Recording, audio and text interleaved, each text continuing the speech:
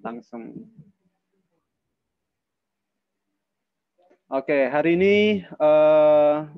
bagian saya coba berbicara terkait manajemen advokasi. Tadi kira-kira sama Bang Yet sudah bicara tentang apa? Biar kita korelasikan. Tadi apa, Za? Sama Bang Yet? Oh ya, tadi kalau dari Bang Gates itu terkait dengan gerakan berbasis riset Bang, sama kepenulisan riset ekstrak. Nah, itu emang keahlian beliau ya. Jadi ada korelasinya dan hubungannya antara gerakan kemudian riset dan advokasi gitu. Apa sih hubungannya? Langsung silakan next time. Next slide. Nah,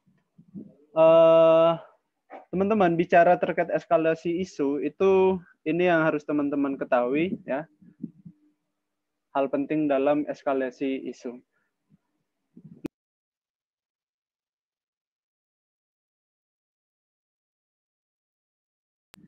Oke, mohon maaf.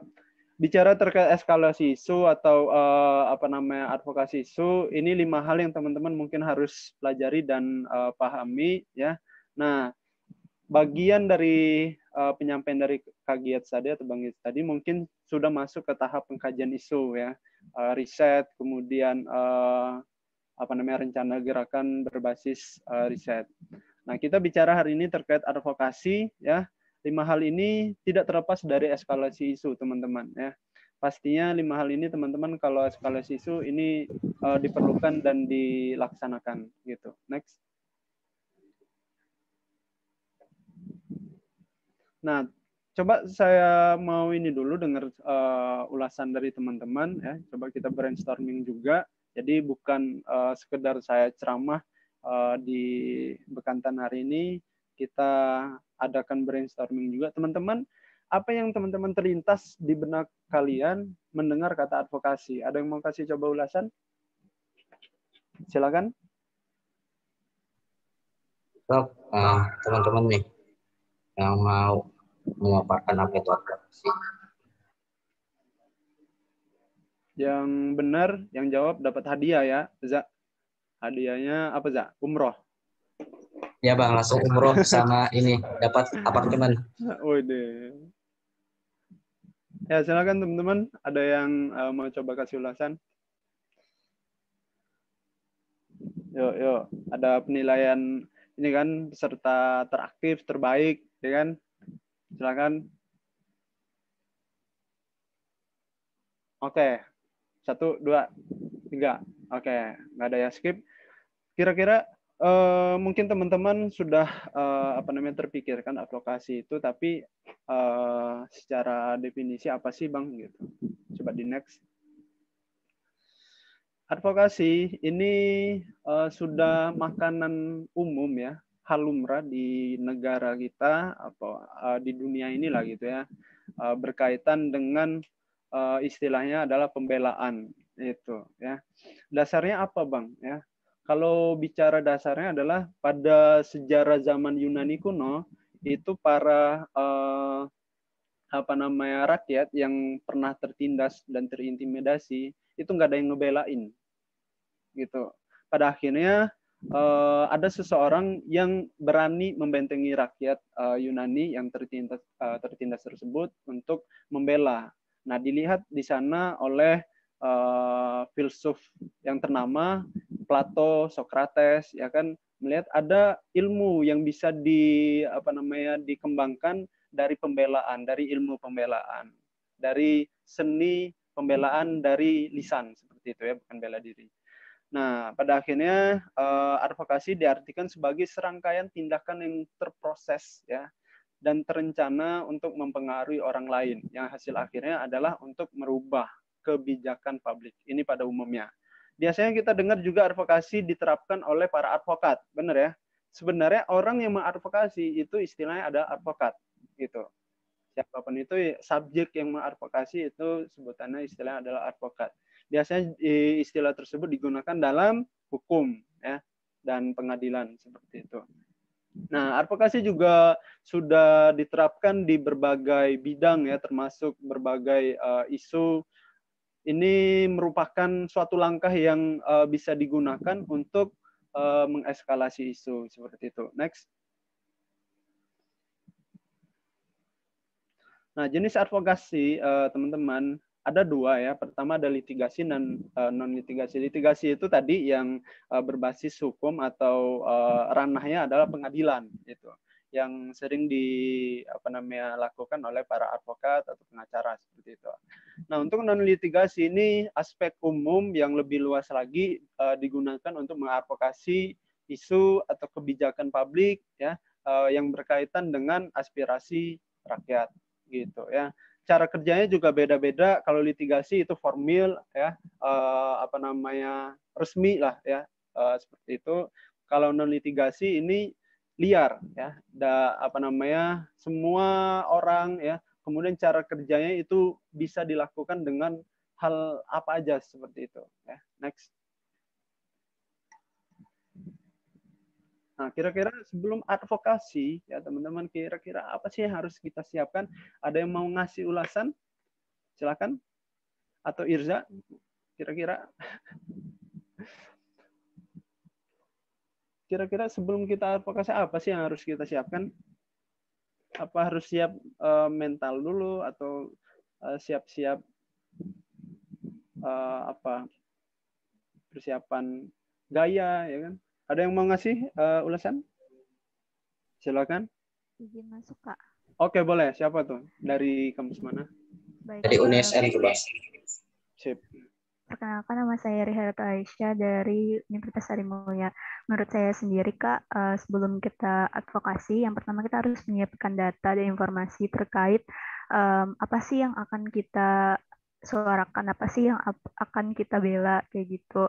Dan kemudian setelah menyiapkan data informasi, juga menyiapkan diri kita sendiri nih.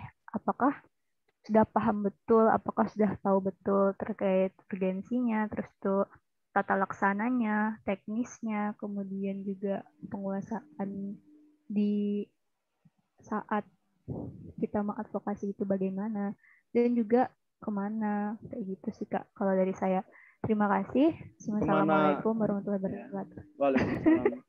Kemana nih? Kemana kita harus apa sih? Harus apa yang kita tuju pergi. kayak gitu Kak. Kirain kemana kita harus pergi. Oke, ya tadi siapa namanya? Aisyah Kak. Aisyah, mantap Aisyah ya. Aplaus dulu buat Aisyah. Jadi Aisyah tadi sudah menerangkan bahwa sebelum advokasi kita coba siapkan data, kemudian riset ya, dan subjeknya ya, orang yang mengadvokasi juga harus paham gitu. Apakah benar sih? Coba kita lihat. Ya, kemana atau dalam artian tujuan ya, tujuan advokasi itu kemana sih?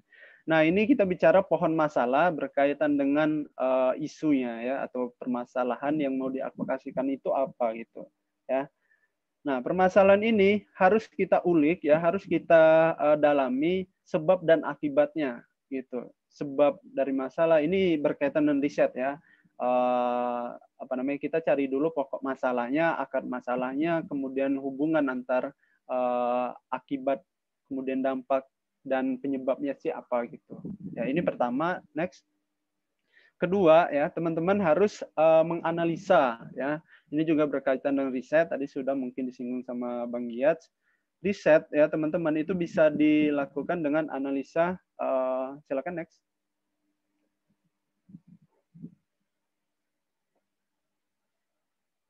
Next. Oke. Nah, ini teman-teman harus coba terapkan analisa 5W+1H. Ini umum lah ya. Kira-kira isunya apa sih yang kita kaji dan kita mau diadvokasikan. Kemudian siapa pelakunya ya. Siapa subjek yang membuat permasalahan tersebut. Gitu kan. Kemudian hubungan antar pelaku dengan orang lain itu apa gitu ya. Kemudian juga kapan isunya atau masalahnya terjadi, ya kan? Kemudian di mana masalahnya terjadi dan bagaimana kira-kira kita harus advokasi, cara eskalasinya seperti apa. Dan kenapa kita harus mengadvokasi isu tersebut. Nah, ini berkaitan dengan urgensi ya. Mengapa kita harus penting banget? Misal contohnya berkaitan isu Permenkes nomor 3 tahun 2020 yang lalu gitu kan. Pelayanan farmasi di rumah sakit masuk golongan non medis. Nah, mengapa kita harus mengadvokasi isu tersebut? Apa hubungannya dengan kita kan? Seberapa penting sih kalau kita mau advokasi tersebut ya kan? Nah, perangkat ini biasanya dilakukan ya teman-teman untuk mengidentifikasi masalah, untuk mengetahui pokok dari permasalahan tadi. Ini tahap kedua. Kemudian ketiga, teman-teman juga riset terkait analisa. Silakan next. Analisa SWOT ya. Teman-teman juga kalau di organisasi ini udah lumrah gitu ya menghadapi SWOT. Strength, weakness, opportunity, and threat. Ya, strength, kekuatan teman-teman itu apa? Ya, dalam mengadvokasi isu kita punya kekuatan apa? Contohnya apa? Kekuatan data, fakta, informasi, ya, kekuatan jaringan juga, ya. Seberapa kuat kita mau mengadvokasi? Tapi Kak, kalau advokasinya sendiri itu bisa nggak? Bisa, ya. Tapi untuk menuju hasil atau goalnya itu perbandingannya ya 1:10 seperti itu ya, agak sulit gitu. Jadi diperlukan kekuatan ya, kekuatan data, fakta, kemudian jaringan gitu. Kemudian weakness, kelemahan teman-teman itu di mana? Nah, contohnya tadi udah dijelasin sama Bang Giat, contohnya adalah bicara soal pendidikan farmasi ya. Kita ini siapa? Kita ini bukan dokter, kita bukan profesor, kita bukan akademisi seperti itu. Nah, ini juga berkaitan kalau kita advokasi atau audiensi dengan orang yang lebih tinggi dari kita ya. Kadang kita itu ya, kadang disepelein. Mungkin teman-teman pernah menghadapi itu. Contoh mungkin teman-teman menghadapi dosen atau dekan atau pimpinan di kampus. Kadang saya juga pernah jujur ya. Saya saat aspirasi mahasiswa di kampus itu saya dan teman-teman sering disepelein sama kaprodi gitu ya. Dulu tuh kalau sering ya kita itu kan nekat aja gitu ya. Emang kalian ngapain gitu? Apa namanya? Bantu mahasiswa digituin kan? Wah, ini kelewatan banget itu. Nah, kelemahan itu teman-teman harus kita siapkan untuk menutupi kelemahan itu. Ya. Dan kita harus tahu kelemahan kita di mana. Termasuk kelemahan kita, misal kita jaringan kita lemah, ya. Jaringan kita lemah. Bagaimana cara kita menutupi kelemahan tersebut? Kemudian peluang ya, opportunity. Peluang apa yang bisa kita gunakan ya, misal tadi terkait jaringan kita bisa bikin jaringan dadakan atau cari aliansi yang bisa kita ajak seperti itu ya. Kemudian ancamannya juga ya mungkin teman-teman kemarin sudah dengar isu yang paling hangat ya kan, ancaman salah satu BEM itu dipanggil sama pimpinan rektornya, itu kan sebuah ancaman gitu ya, apalagi di DO ya, apalagi di penjara seperti itu ya. Itu konsekuensi menurut saya. Bagi aktivis itu konsekuensi. Tinggal kira-kira cara kita menghadapi ancaman itu biar biar terhindar dari ancaman sih harus bagaimana gitu. Berarti harus kalau kuncinya untuk melindungi diri kita harus punya backingan, ya kan? Backingannya seperti lembaga bantuan hukum, ya kan, bahkan aparat kepolisian, bahkan orang yang punya superpower juga gitu ya. Oke, next. Teman-teman, saya izin ganti perangkat ke HP karena laptop sedang habis baterai, nggak bisa diisi, susah dicas. Recording in progress.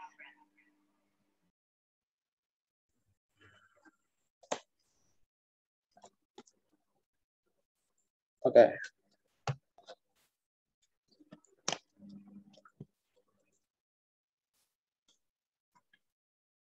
Tes, teman-teman, jelas suara saya? Jelas Bang, jelas. Ya, kita lanjutkan.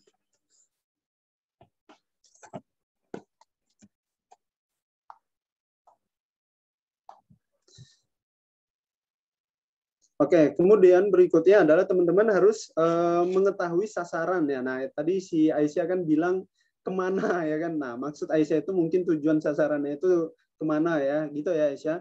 Sasaran ini teman-teman harus ketahui gitu. teman-teman menuju sasaran advokasi itu kemana gitu ya. Jadi itu harus disiapkan ya sebelum langkah menuju action advokasinya. Gitu. Kemudian juga strategi ya, ini Bang Giat mungkin juga pernah mengajari saya atau memberikan informasi ini terkait aspek SMART ya. SMART itu apa aja sih ya? Ada 5 komponen yang biasa diterapkan dalam sebuah eskalasi isu ya dengan riset SMART. Pertama spesifik, measurable ya, benar ya bahasa Inggrisnya Irza. Kemudian achievable ya kan, realistis dan time bound ya. Pertama terkait spesifik ya, rumusan secara spesifik, konkret dan jelas. Nah, teman-teman harus merumuskan sasarannya itu lebih spesifik ya. Misal bicara terkait Permenkes nomor 3 tahun 2020 ya. Sasarannya itu ya bisa kita lihat adalah Kemenkes. Secara spesifiknya siapa? Karena kan di Kemenkes itu kan banyak dirjen, banyak bidangnya gitu. Secara spesifik sasarannya apa? Berarti yang berhubungan dengan farmasi dan berhubungan dengan yang buat peraturannya gitu kan. Jadi sasarannya harus juga petakan secara spesifik ya. Kemudian measurable ya, indikatornya teman-teman harus jelas ya, kenapa tadi ya terkait analisanya hasilnya juga jelas, bisa dipantau dan diketahui. Jadi harus terbuka lah seperti itu ya. Kemudian achievable ya, teman-teman juga sasaran memang sesuatu yang mungkin bisa dicapai atau diwujudkan, bukan mimpi dan angan-angan yang mustahil. Jadi teman-teman istilahnya adalah harus berani juga ya, jangan kalau mau langkah advokasi itu harus benar-benar yakin ya. Harus yakin sih kalau ini bakal berhasil seperti itu. Ya, kemudian juga realistis, ya kita juga berpikir realistis juga ya. Misal contohnya adalah isu yang besar nih. Ya, kalau isu farmasi kemungkinan masih bisa kita jangkau. Isu besar Omnibus Law ya, atau mungkin KPK ya, dan isu besar lainnya di negara kita. Nah, kebanyakan aliansi dalam mengadvokasi dan mengeskalasi isu itu kesulitan ya. Kalau kita lihat ya, setelah audiensi, setelah propaganda, kemudian aksi, bahkan itu masih sulit untuk merubah kebijakan dari sebuah isu tersebut. Nah, itu sebuah realistis juga gitu ya, karena memang apa yang harus dianalisa tadi adalah di bagian kelemahannya, kira-kira kelemahannya apa gitu. Kemudian time bound ya, waktu. Jadi ada deadline juga kita dalam mengadvokasi ya. Contohnya simple juga RUU kefarmasian kan. Dalam mengadvokasi RUU kefarmasian, target kita tahun berapa harus disahkan gitu kan. Kalau zaman saya, target saya 2022 itu harus disahkan gitu ya. Nah, akhirnya sekarang 2021 ya. 2022 tahun depan. Nah, teman-teman ISMA Farsi punya target atau enggak, deadline atau enggak, termasuk pendidikan farmasi. Kapan deadline harus diselesaikan gitu ya. Biar istilahnya enggak jadi beban dan jadi PR untuk generasi ke depan. Sama halnya dengan zaman Bang Giat dulu ya, targetnya kapan ya, dan akhirnya saya teruskan. Akhirnya target saya memoratorium tahun pertama di ISMA Farsi seperti itu ya. Nah, itu harus dipetakan juga tuh waktunya, biar kalau kita ada target ya, yang namanya target atau deadline kita gerak cepat dan kerjanya juga cepat itu, nggak bertele-tele gitu. Next.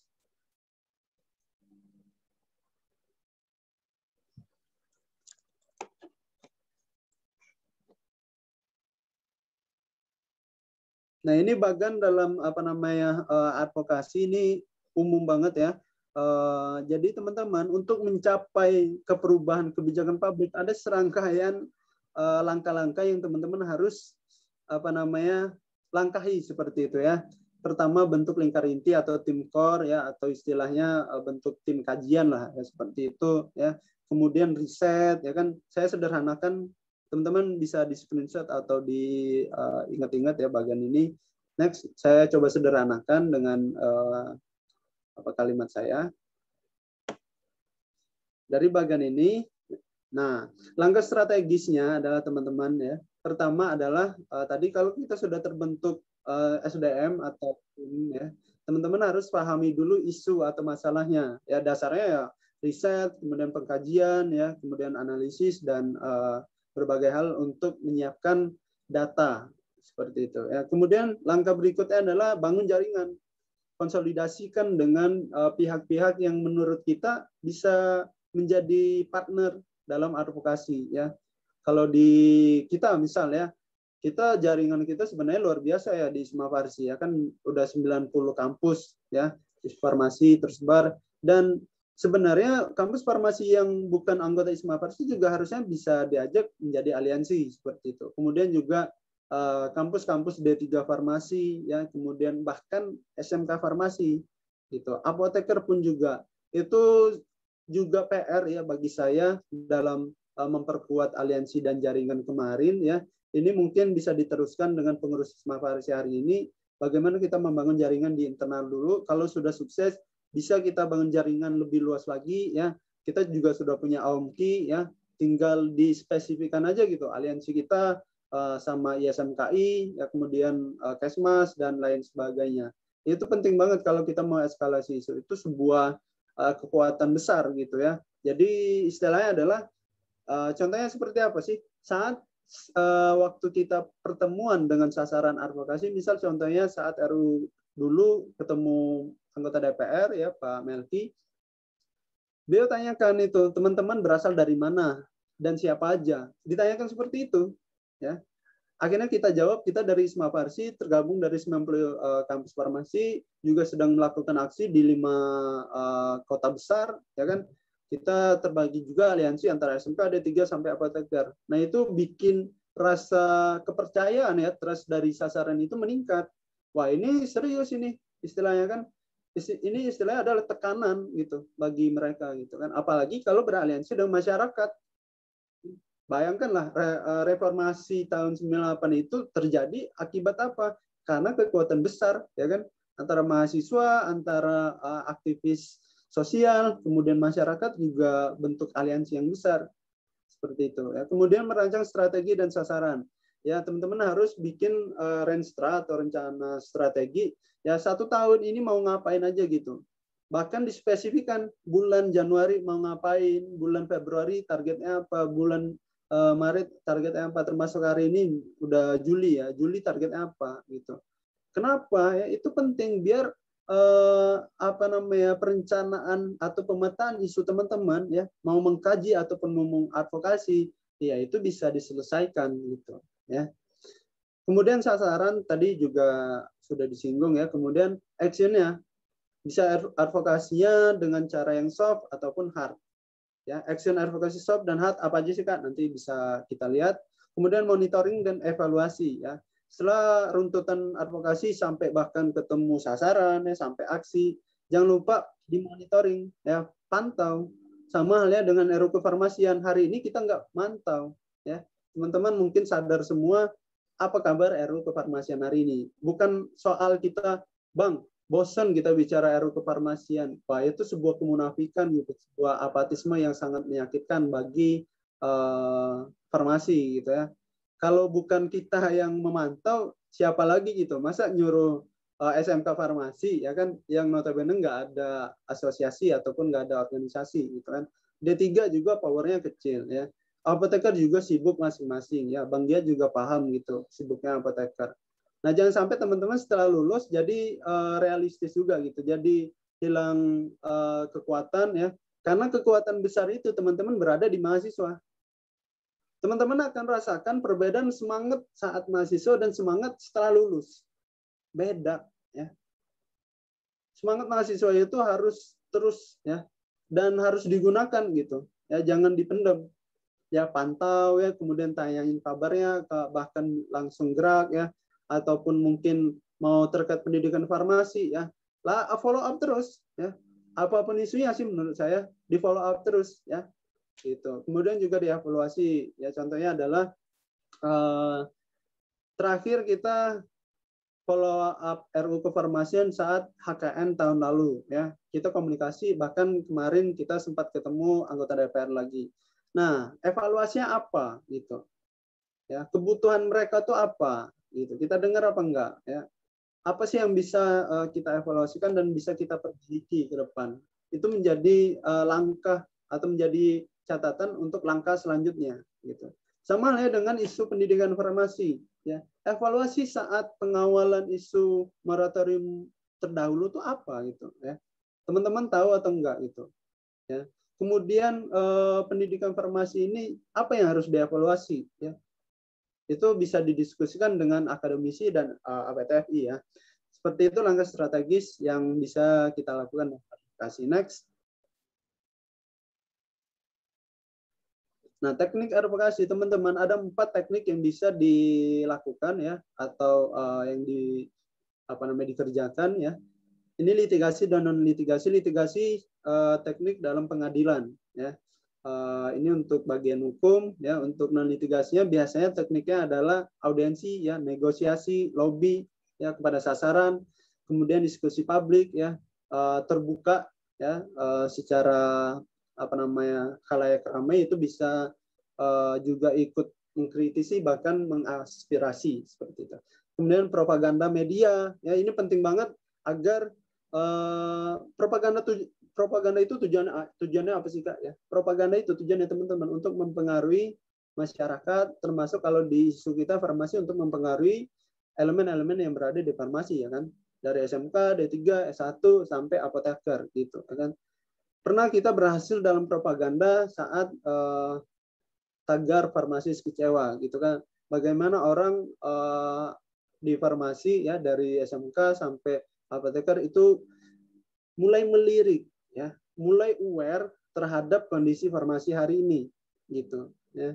Kalau kondisi farmasi hari ini, kondisi profesi kita hari ini sedang nggak baik-baik aja gitu ya. Sudah mulai aware, terbukti dari sana. Nah, tinggal di follow up aja gitu ya. Tinggal dipropagandakan, dan tujuan propaganda itu baik gitu. Bukan yang buruk juga ya.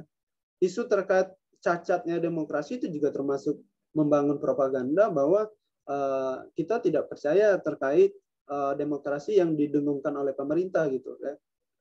Seperti itu. Kemudian aksi gitu. Next.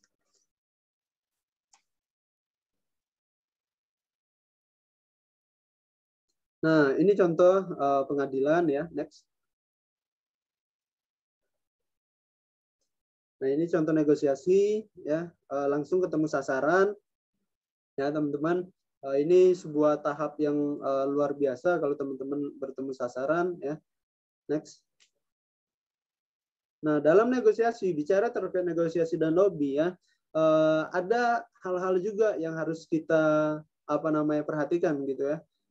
Ada hal-hal juga yang harus kita siapkan sebagai orang yang akan menegosiasi. Negosiasi biasa kan juga diterapkan di dunia bisnis ya, dunia politik ya, dalam advokasi juga gitu. Ini benar-benar bisa dipakai gitu ya. Dalam menegosiasi seseorang ya, ataupun mau kita nego sama teman ya, kita juga harus pahami dulu materinya atau masalahnya dulu.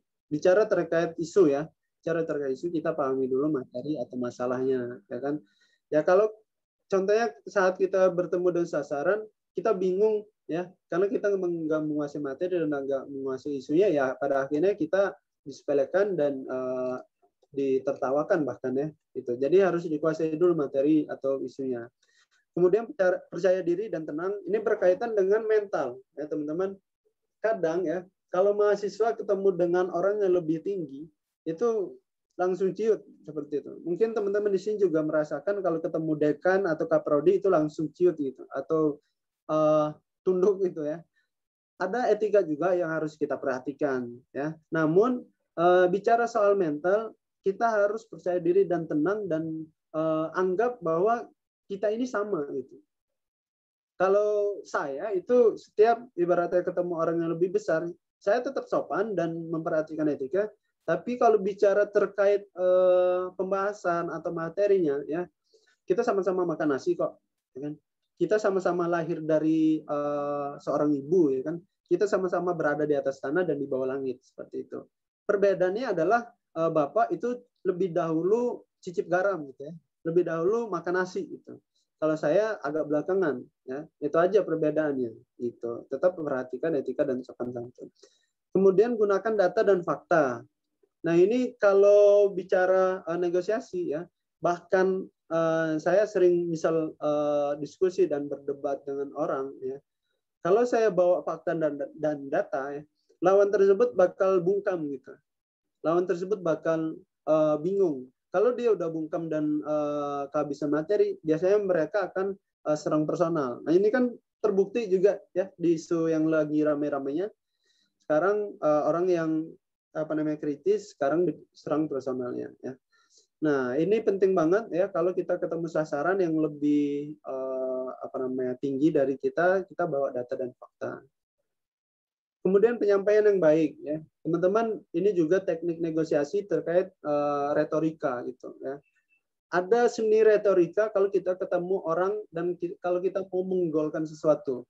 Termasuk di negosiasi bisnis ya, negosiasi jualan atau bahkan negosiasi politik ya, termasuk negosiasi isu itu ya, untuk merubah kebijakan ya. Teman-teman harus perhatikan retorika ya kan. Memang tadi saya katakan bahwa kita ketemu orang yang lebih besar atau lebih tua ya, mereka lebih bagus lah gitu ya, lebih dewasa. Tapi kalau kita, contohnya saya saat ketemu orang pejabat atau orang yang lebih besar gitu, saya mengenalkan seni retorika gitu ya. Seni retorika apa aja sih Kak? Nanti kita lihatkan. Kemudian teamwork, kerjasama. Biasanya kan kalau advokasi atau lobby atau audiensi itu bawa teman-teman ya kan. Nah, itu juga harus kerjasama tim dibangun ya, kira-kira pembagian tugasnya ya, kemudian penyampaian pembahasannya itu harus bagi tugas gitu. Jadi enggak hanya seseorang gitu ya untuk menyampaikan. Gitu teknik negosiasi. Next.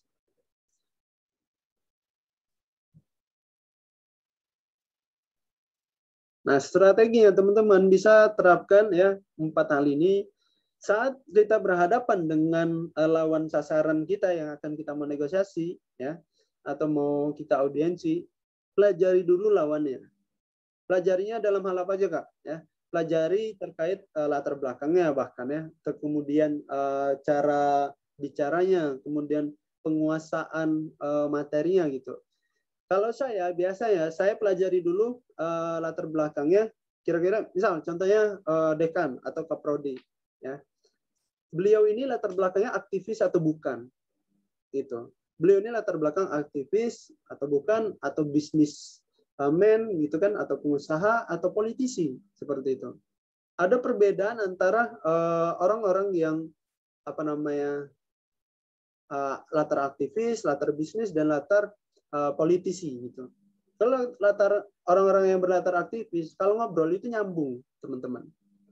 Ya, teman-teman bakal merasakan nanti kalau mau audiensi. Ya, kalau teman-teman misal dekan atau kaprodinya latar aktivis itu lebih masuk. Ya, lebih enak gitu ya.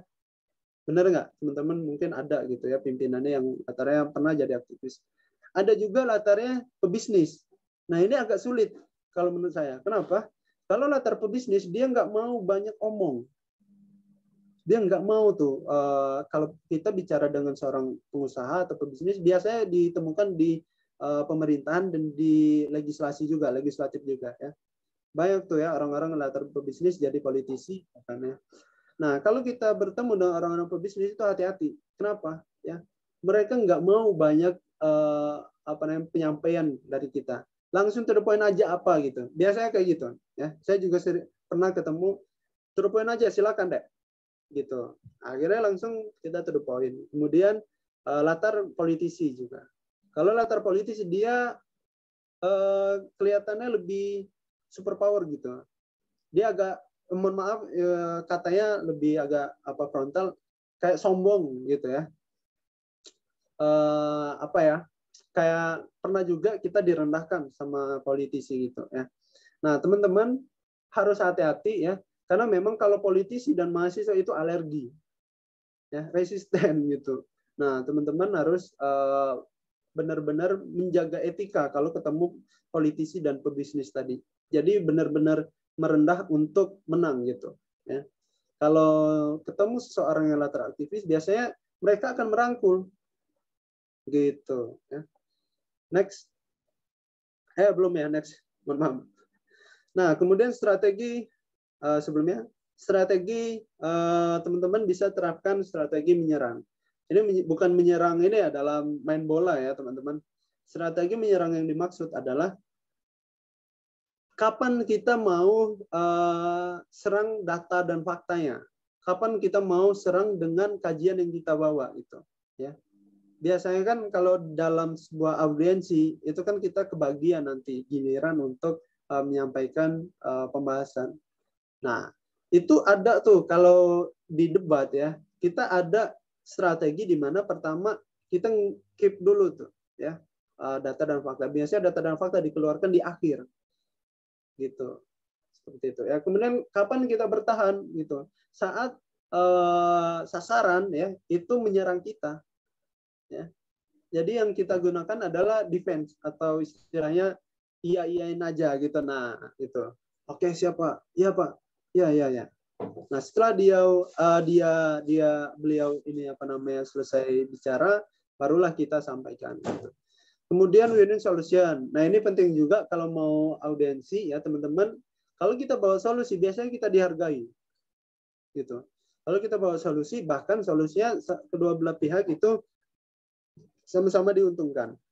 Nah, itu kita bakal dihargai dan kita merasakan kemenangan dalam sebuah negosiasi. Gitu strateginya. Next. Nah, dalam retorika, teman-teman, ya dalam cara penyampaian yang baik saat negosiasi dan bertemu sasaran audiensi, ini 5 hal yang saya pelajari dalam 5 hukum retorika menurut Aristoteles. Ya. Pertama, kita harus riset materi, kan? Benar ya? Mungkin ya sebuah eskalasi isu, hal pertama itu pasti riset. Ya mungkin juga itu didapatkan dan dipelajari dari Aristoteles. Gitu. Riset materi pertama kali ya, kemudian susun materi ya, siapkan materinya, olah dan kemas dengan paling bagus gitu. Kemudian pemilihan kata dalam materinya, dalam sebuah kajiannya gitu ya, harus mudah dipahami dan jelas gitu. Kemudian materinya diingat saat kita audiensi, materinya diingat gitu. Jadi bukan kita textbook di depan sasaran gitu ya. Jadi kita bicara secara lisan dan materinya harus sudah di otak kita, di kepala kita gitu. Kemudian penyampaian ya, delivery. Teman-teman, ini penyampaian tadi berkaitan dengan sebelumnya itu benar-benar kepake kalau kita ketemu audiensi, ketemu orang yang mau kita audiensi. Ya. Jadi caranya seperti apa, Kak? Ya, latihan, ya, latihan ya, dengan kalau menurut saya latihannya dengan sering diskusi. Semakin sering kita diskusi, akan semakin terbiasa kita berhadapan dengan orang, ya. Semakin kita lancar berbicara, teknik verbal kita juga lancar, ya kan. Kemudian artikulasi, intonasi, dan istilahnya nggak belibet gitu, ya. Nah itu harus teman-teman perhatikan kalau ketemu sasaran audiensi itu. Next.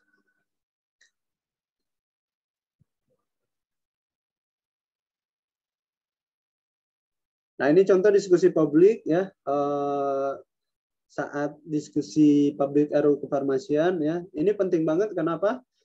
Karena kita bisa mendapatkan informasi sejelas-jelasnya dan sebanyak-banyaknya dari berbagai pihak yang terkait seperti itu. Dan masyarakat itu bisa juga melihat gitu, juga nonton dan juga tahu gitu. Ini jangkauannya sangat luas gitu. Beda halnya kalau kita diskusi biasa hanya istilahnya 1 lawan 1 gitu ya, antar kampus atau antar kampus dan anggota DPR aja gitu, itu agak sulit jangkauannya. Nah kalau diskusi publik itu mau nggak mau publik juga mengetahui gitu. Next. Ini contoh propaganda ya. Ini saya ambil contoh saat moratorium pendidikan farmasi dan tagar farmasi kecewa ya. Ini lebih mudah. Kenapa teman-teman propaganda itu sering digunakan ya? Karena orang-orang itu lebih tertarik dengan hal yang menarik, benar nggak? Ya, lebih tertarik dengan meme, ya, lebih tertarik dengan hal yang receh seperti itu, ya. Jarang orang tertarik dengan baca kajian sampai berapa puluh lembar, ya. Lebih bagusnya kajian berapa puluh lembar tersebut diolah menjadi infografis. Nah, contohnya BEM UI kemarin ya kan, ya itu bisa teman-teman contoh cara membungkus kajian menjadi infografis dan propaganda yang baik gitu. Ya. Next. Nah ini juga aksi diperlukan ya. Ini sebuah hal yang ditakutkan bagi sasaran malah ya, dan sebuah power juga ya untuk menekan sasaran gitu. Next. Nah, kaidah dalam advokasi teman-teman harus pikirkan adalah sebelum kita menuju advokasi ya, kita harus berbaik sangka dulu. Gitu. Jadi pemikiran kita tetap lurus tuh untuk aspirasi, untuk hal yang benar gitu ya. Jangan suzon dalam, tapi kebanyakan sih suzon ya, karena kan memang advokasi kan sebuah liar gitu, hal liar gitu ya. Biasanya memang berburuk sangka juga menjadi bumbu seperti itu. Tapi pada kaidahnya ya kita harus berbaik sangka. Ya. Kemudian juga gagaskan kemenangan kecil kemudian besar. Nah, kemenangan besar itu dilakukan dan didapatkan dari kemenangan kecil dulu gitu. Ya. Benar ya teman-teman. Kalau kita mau sukses menggolkan sesuatu isu, kemenangan kecil dulu. Contohnya apa Kak? Ya, kemenangan kecil dalam hal pencerdasan, propaganda, ya kan, kemudian membuat kajian atau riset tadi gitu. Kemudian kerjakan apa yang telah direncanakan. Ya, ini harus ya gitu ya. Jadi jangan hanya omong kosong belaka gitu, jangan bullshit gitu. Kemudian tetap pada inti persoalan, ya. Jadi tetap sesuai dengan riset tadi. Nah, ini mungkin berkaitan dengan gerakan berbasis riset. Gitu ya. Jadi teman-teman harus berdasarkan riset dan kajian. Kemudian jangan mau ditakuti dan menakuti ya. Kalau sasaran menakuti, nah contohnya isu kemarin ya kan yang masih ramai sekarang pimpinan rektornya menakuti dengan memanggil pihak BEM-nya. Nah, itu kan contoh menakuti. Jadi santai aja gitu. Ya saya malah dulu pas jadi ketua umum himpunan itu saya sering ditakuti gitu. Bahkan saya pernah digebrak meja ya, teman-teman. Saya pernah digebrak meja saat di dalam ruangan kelas. Ya, mana Doni katanya. Itu so hebat banget gitu aspirasi mahasiswa langsung digebrak meja digituin, ya kan. Tapi apakah saya takut itu? Malah teman-teman saya menjadi aware terhadap saya. Ya kan? Jadi teman-teman kalau digituin santai aja sih ya, santai aja ya. Karena kenapa ya, tadi saya katakan kita sama-sama manusia kok ya kan? Sama-sama makan nasi, sama-sama di atas tanah dan di bawah langit. Perbedaan adalah bapak atau ibu itu lebih dahulu lahir dan lebih dahulu makan nasi gitu ya. Itu aja gitu teman-teman. Kalau ditakuti dengan pihak-pihak itu santai aja gitu ya. Jangan juga balas dengan sebuah menakuti juga, akhirnya kita teror juga ya kan. Itu sama aja istilahnya kaburomaktan ya. Itu sudah mungkin tahu istilah kaburomaktan itu. Sama halnya dengan kita melakukan hal yang buruk juga gitu. Kemudian bersikap kreatif ya. Ini dengan berkaitan kita update atau meng-up atau eskalasi isu dengan kegiatan-kegiatan kreatif. Ya biasanya dengan infografis, kemudian aksi-aksi yang kreatif ya kan, seperti itu. Bersedia mencapai mufakat. Nah, ini teman-teman. Dalam sebuah advokasi dan eskalasi isu ya, sebuah keberhasilan itu dikatakan berhasil kalau sudah mencapai mufakat ya.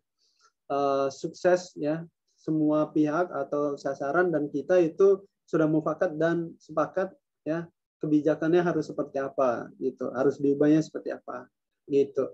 Next. Ini beberapa pengalaman saya mengadvokasi di skala nasional saat berisma Farsi, ya, moratorium prodi S1 Farmasi, hingga ke Kemenistek Dikti, RUU Kefarmasian, hingga ke DPR RI, dan berbagai pihak, Permenkes 3 tahun 2020 ke Kemenkes. Kalau skala kampus lebih banyak lagi ya, karena skala kampus skala regional gitu ya. Masalah biaya kampus, ya kan, biaya kampus naik terus ya. Bahkan hari ini saya dengar adik-adik mahasiswa di himpunan dan BEM mengeluh, kan pandemi Kak, kok masih naik gitu. Kalau teman-teman bertanya seperti itu, berarti teman-teman harus melakukan apa? gitu. Kok malah tanya saya gitu. Tapi mereka minta ini kan wejangan itu. Akhirnya udah bakar aja dulu mahasiswanya, propaganda dulu dan jaring kekuatan gitu ya. Apakah teman-teman mahasiswa juga sama pemikirannya bahwa biaya naik dan ngeluh juga itu. Nah, itu bisa dieskalasikan. Kalau di kampus itu gampang. Kemudian masalah parkir kampus sepele banget lah, tapi dulu saya sampai juga sampai bilang yang ngurus koperasi parkir itu saya bilang otoriter, saya bilang ya. Memang kurang etis, tapi itu sebuah tekanan ya bagi mereka yang memungut iuran atau memungut duit dari kantong mahasiswa gitu ya. Saya agak kecewa gitu, kok kampus Islam dijadikan lahan basah gitu kan. Kemudian masalah asdos ya, asdos nakal ya kan, mungkin teman-teman kebanyakan berhadapan, ini benar nggak teman-teman sering berhadapan asdos galak ya, asdos apalagi ya, asdos pemarah ya. Bang Gias juga asdos tapi nggak galak dia ya. Irza asdos apa enggak Irza? Kebetulan asdos juga, Bang. Irza asdos yang tipikal ramah atau galak nih? Kita yang ramah-ramah aja, Bang. Ya, memang saya juga pernah jadi asdos teman-teman sekali. Tapi saya mikir buat apa sih galak? Apakah karena dendam pribadi, karena pernah digalakin ya? Kalau saya malah niat jadi asdos dulu ya, untuk membantu. Bahkan tugas-tugas itu nggak pernah saya suruh anak-anak nggak usah ngerjain tugas itu. Karena saya pernah merasakan gitu kan. Jadi teman-teman yang bagi jadi asdos atau mau jadi asdos, coba pikirkan niat teman-teman jadi asdos itu apa gitu ya. Apakah ada juga teman saya niat jadi asdos untuk dapat gajinya aja gitu ya, dapat sertifikatnya aja untuk beasiswa. Ya itu nggak masalah juga, tapi kayak apa ya, kayak memanfaatkan situasi menjadi asdos itu, asisten dosen ya kan. Jadi teman-teman, bahkan saya pernah melawan asdos ya, karena asdosnya merobek laporan mahasiswa. Etis enggak itu? Akhirnya saya coba eskalasi atau advokasi sampai ke tahap pimpinan fakultas itu. Akhirnya berita robek laporan ya, laporannya dibuang itu nggak ada lagi itu di kampus saya itu. Nah, itu sebuah keberhasilan, suatu kebanggaan kalau kita mampu merubah kondisi dan merubah sesuatu gitu ya. Kemudian ya biasa ya, aspirasi mahasiswa dan fasilitas. Kalau wilayah pencemaran lingkungan di Jakarta itu pencemaran lingkungan luar biasa itu. Jadi saya coba aspirasikan ke dinas terkait ya sama teman-teman. Nah, itu beberapa pengalaman saya advokasi. Next. Nah, teman-teman, tugas kalian itu 4 ini kalau menurut saya ya. Selain kuliah ya, selain akademik gitu ya. 4 ini di luar kuliah dan akademik. Tugas kalian pertama harus aware, peduli dengan kondisi profesi, dengan kondisi farmasi hari ini ya, dengan kondisi pandemi hari ini, farmasi posisinya di mana gitu kan, obat-obatan digunakan dengan seenaknya gitu kan. Nah, kita harus peduli tuh. Kemudian kritis juga ya. Contohnya ivermectin digunakan jadi obat pencegahan ya, kita harus kritis. Minimal kita bersikap gitu ya kan. Minimal kita menyuarakan pendapat kita gitu ya. Nah, biasanya ini orang-orang kritis adalah orang-orang di kastrat ini ya. Kita ini biasanya kan kritis.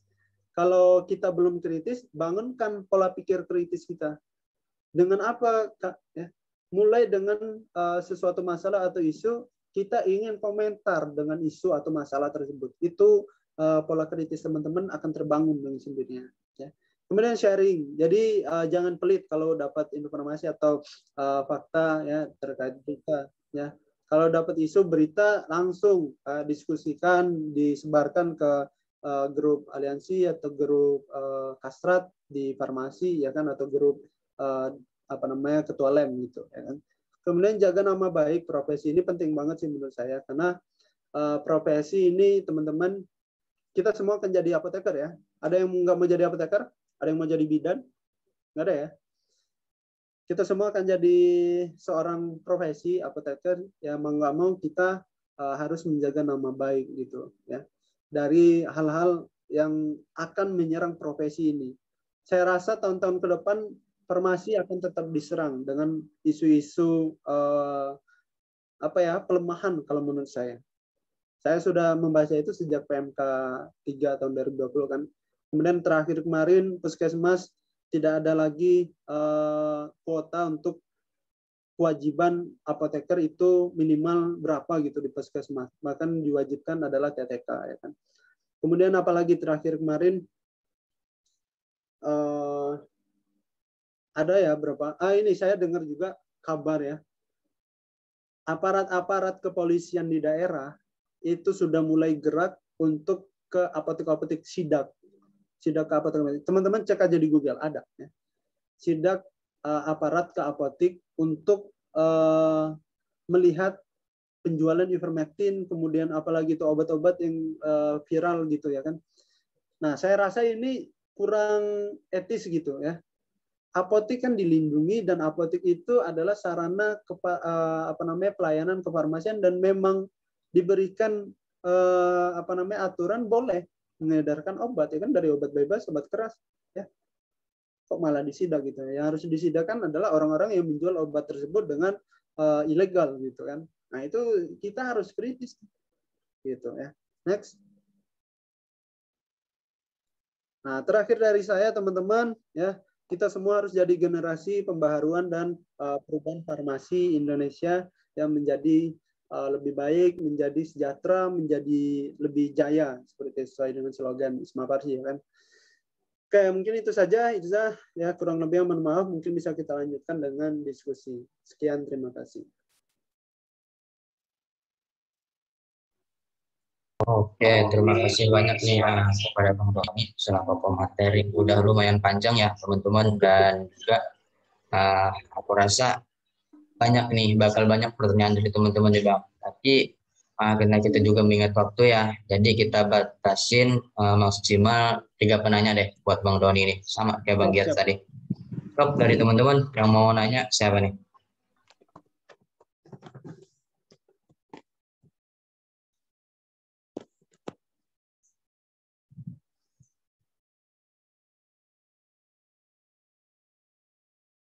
Hari Minggu mungkin masih ngantuk ini.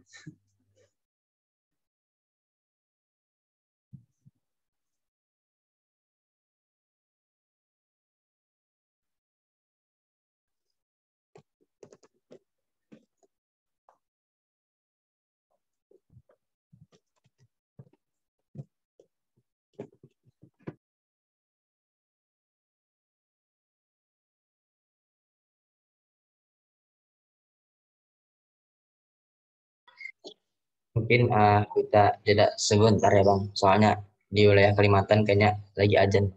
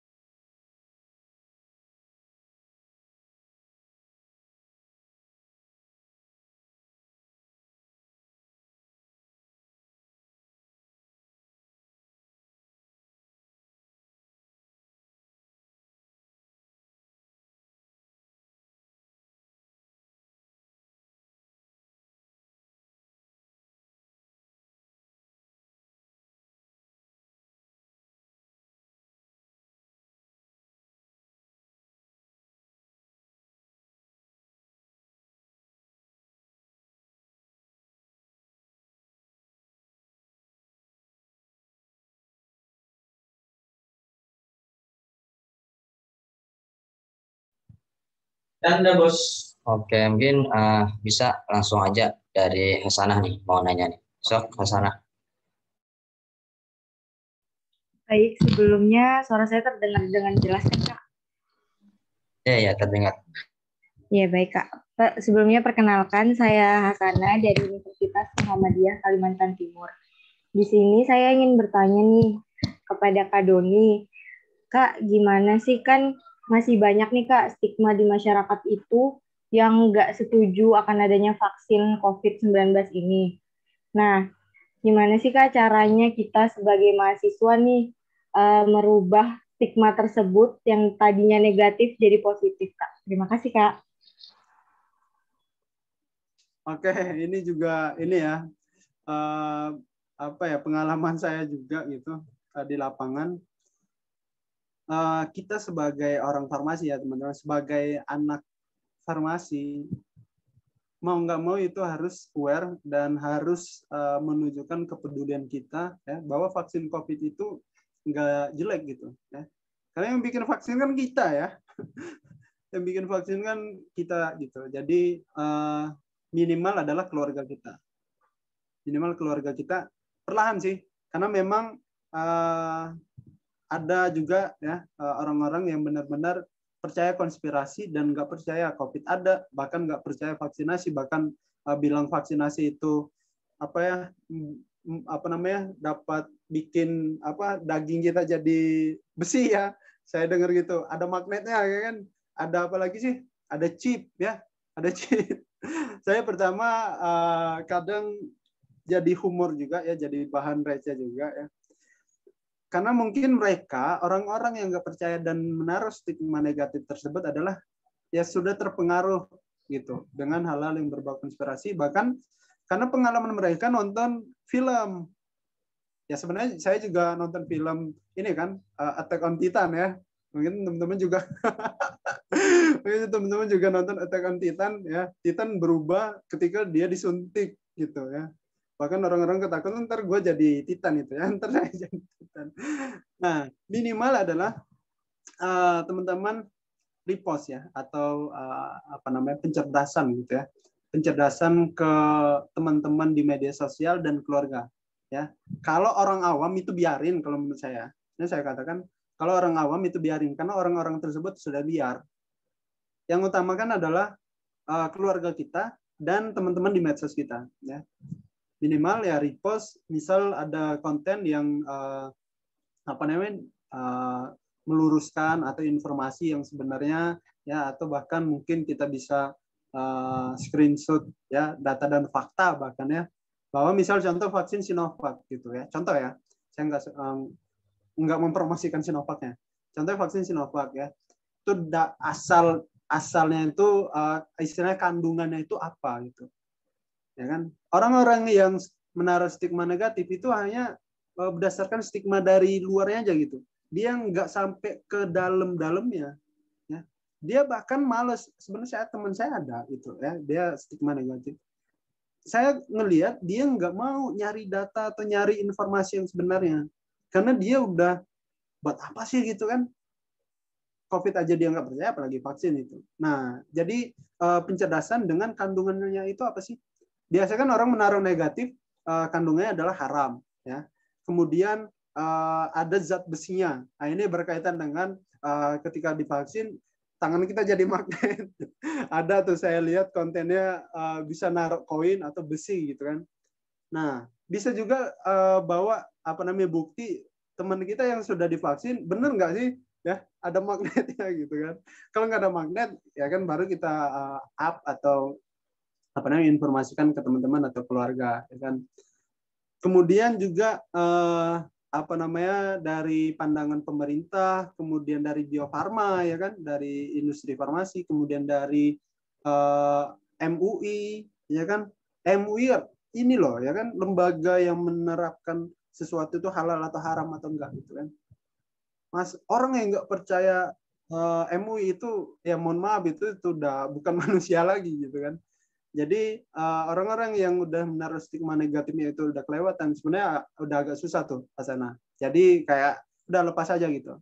Minimal kita cerdasin dan informasikan yang benarnya itu ke keluarga dan teman dekat lewat cara kita ya. bisa repost, bisa tampilkan infografis atau informasi gitu ya. Bisa bahkan foto tuh teman kita yang udah divaksin, nggak ada tuh di magnetnya kan, nggak ada tuh jadi Titan gitu. Gimana Hasanah? Ada pengalaman juga? Apa udah divaksin? Karena baru mau vaksin sih Kak, tapi ada pengalaman orang-orang yang bilang kalau vaksin itu bahaya gitu-gitu, jadi tuh sana tuh kayak mikir apanya yang bahaya gitu ya. Memang sih vaksin ini nggak menjamin kita nggak kena COVID, cuman kan setidaknya mengurangi gejala yang berat gitu ya kan Kak. Ya. Jadi tuh kayak mungkin orang-orang ini nggak paham